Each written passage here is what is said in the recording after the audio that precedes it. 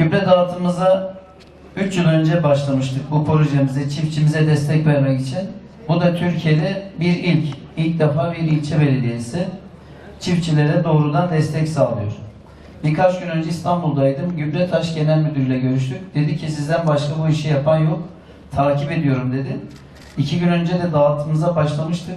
Resimleri nereden bulduysa bana kendi WhatsApp'tan gönderdi. Tebrik ediyorum diye. Çiftçilerimiz bu anlamda şanslı.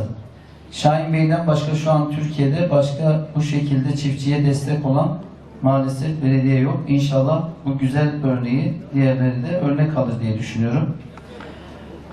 3. yıldan beri bu işi yapıyoruz. 2000 ton, 2000 ton, 2000 ton, 6000 ton gübre oldu. 6000 ton yine buğday, arpa. Yem her yıl 3500 ton dağıtıyoruz. İnşallah bu yılda dağıtacağız. Artık başladığımız işten geri adım atmak yok. Bu yılda yem dağıtımımız olacak. Onun dışında başka ne destek verebiliriz diye şu anda araştırmalarımız devam ediyor. Tarım İl Müdürümüz, ilçe müdürümüzle görüştük. Fi dağıtacağız hayvan yemi için, bitki. Onun dışında bir çalışmamız daha var. Özellikle buzağlar doğduğunda ilk bakımı yapılmadığı için ölüyor dedi. %15 galiba Türkiye'de buzağı ölümleri. Bu oran yüksek. Rabbim veriyor. Bizim de ona iyi bakmamız lazım. Onunla ilgili bir bakım seti varmış. Onun da üzerinde çalışıyoruz. Biraz önce onunla ilgili de konuştuk. İnşallah kaymakamımızla da görüşeceğiz. Çok daha etkin bir şekilde bir proje yapıp eğer becerebilirsek bir kısmını Sosyal Yardımlaşma Vakfı'ndan, onların verdiği kadar da belediye olarak biz verelim dedik. Çiftçimize veya hayvan yetiştiricilerimize bu anlamda da inek, düve veya koyun dağıtımı yapmak istiyoruz. Yani çiftçimize her anlamda destek olmak istiyoruz. Çünkü çiftçimiz önemli, çiftçilik önemli, çiftçiye destek önemli. Hükümetimizin elbette verdiği birçok destek var. Bunun yanı sıra biz de çiftçimize destek olarak arazimize sahip çıkacağız. Şunu da söyleyeyim, sözümü bitireyim. Bakın biz buğday veriyoruz, arpa veriyoruz diye size eziyet de etmiyoruz. İlk yıl acemiliğimize geldi, şehirde dağıttık. Sonra düşündük ki dedik ki ya biz bunu niye şehirde dağıtıyoruz? Götürüp çiftçinin ayağına götürelim, köylerde dağıtalım. Şimdi bakın tırlar geldi, ayağınızda burada alacaksınız. Bundan güzel bir şey var mı? Düşüneceğiz, birbirimize destek olacağız, yardımcı olacağız. Evet, Şahin Bey Belediye'mizin yaptığı projeleri saymakla bitmiyor. Birebir de şahit olduğum bir olayı aslında az önce de Sayın Başkanımıza arz ettim. Burada da söylemekte bir beis yok.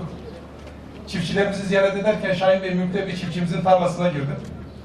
Biraz anlat bakalım, ne yapıyorsun, ne diyorsun dedim. Başladı Şahin Bey Belediye Başkanımızdan bahsetmeye. Biraz dinledim. 30 saniye, 1 dakika, 2 dakika.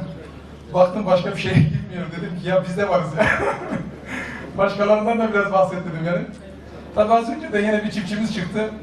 Başkanımızı söyledi, ilçe tarım müdürümüzü söyledi. Doğru söylüyor çünkü hizmet getireni görüyor. Ve hizmet götürene de teşekkür etmek istiyor. Başkanım biz de çiftçilerimizin adına, bakanlarımızın adına hem sizlere hem belediye meclis üyelerimize teşekkür ediyoruz. Rabbim bu dağıtmış olduğunuz ürünlerinizi bol bol bereketli kılsın. Bunun karşılığında da Rabbim size bol bol bütçe versin. Siz de tekrar dönün bizim çiftçilerimize destek çıkın. Allah'a emanet olun. Sağ olun, var olun. Başkan Bey'e çok teşekkür ediyorum bu hizmetlerinden dolayı. Gerçekten bu projeler ihtiyaç duyulan ve güzel projeler. İnşallah amacına da ulaşacağını düşünüyorum. Amacımız bu kara toprağı yeşil gelinliğiyle süslemektir. Çiftçimize katkı sağlamaktır. Bunun uzantısında hayvancılığa çok büyük desteği olacak bu projelerin. Sapı samanı hayvan yiyecek, süt olacak, yoğurt olacak, Antep'e gelecek. Yani bunlar çok ciddi ve güzel projeler. Yani gerçekten Allah razı olsun diyorum. Bu seneki çeşidimizde bir değişiklik oldu. Çiftçilere kısa bir teknik detay vereyim. Buğdayda Ceyhan 99 veriyoruz. Sert buğdayımız yok bu sene. Yumuşak buğday veriyoruz, ekmeklik buğday. Süneye dayanımı yüksek. Pas ve septörye gibi hastalıklara dayanımı oldukça yüksek bir buğday. Bir de arpada da geçen sene Akhisar 98 ve Sancak arpasını vermiştik. Ama bu yıl Mert ve Efes diye 2 arpa çeşidine değiştirdik çeşitlerimizi. Ben hepinizi saygı ve sevgiyle selamlıyorum.